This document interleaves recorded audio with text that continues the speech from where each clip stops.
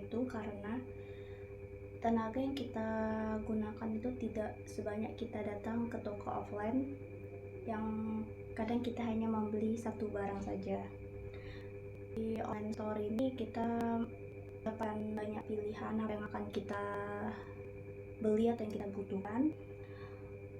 Kita juga tidak memerlukan tenaga juga seperti kita datang ke toko atau ke offline store. Lalu kita juga bisa melihat banyak ulasan dari customer yang sebelumnya sudah membeli barang yang ada di toko tersebut. Dan untuk pembeli kita juga tidak harus bisa menggunakan modal menggunakan debit. Dan juga yang lebih penting, online ini jangkauannya luas. Jika memerlukan tidak ada itu, kita bisa belinya itu lain, tanpa kita harus datang gitu mencari yang tersebut.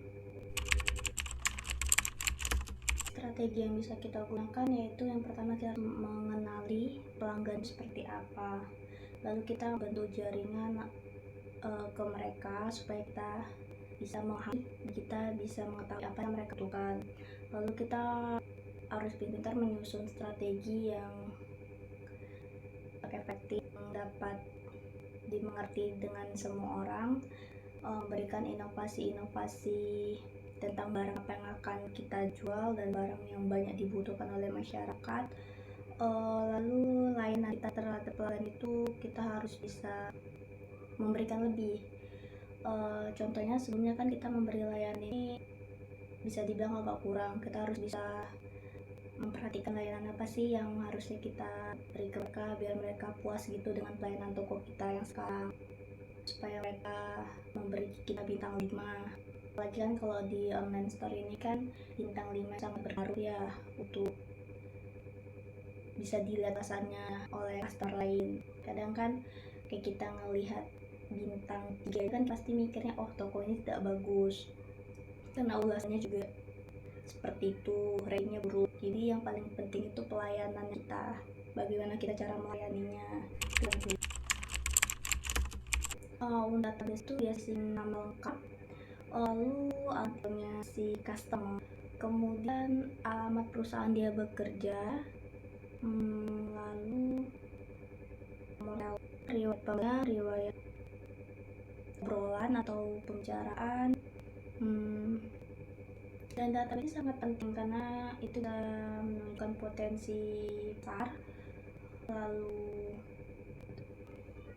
database ini sangat penting untuk kita. Kenapa penting? Karena dari database kami apa yang mereka butuh atau kelebihan mereka tuh bagaimana, terus memperbaiki layanan kita yang mereka tuh bagaimana, pas sudah baik atau masih buruk. Kita bisa mengenai daftar blacklist dari customer itu siapa gitu, atau dari toko-toko mana. Customer Relationship Management atau CRM itu bisa membantu kita mengumpulkan data-data customer atau pelanggan dari berapa saluran dan lalu bisa menyimpan data-data mereka.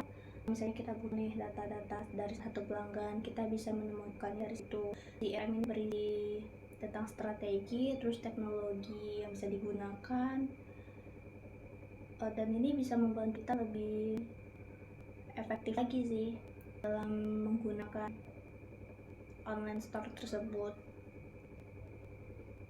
Lalu yang lebih penting dari CRM ini bisa meningkatkan loyalitas atau kepuasan pelanggan terhadap online store tersebut.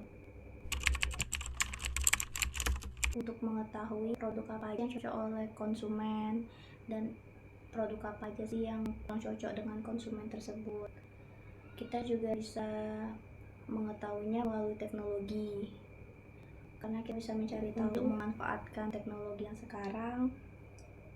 Kita bisa untuk mengukur kinerja yang ada agar lebih baik lagi, dan kita bisa mengolah data-data itu, mana data yang benar dan data yang kurang akurat.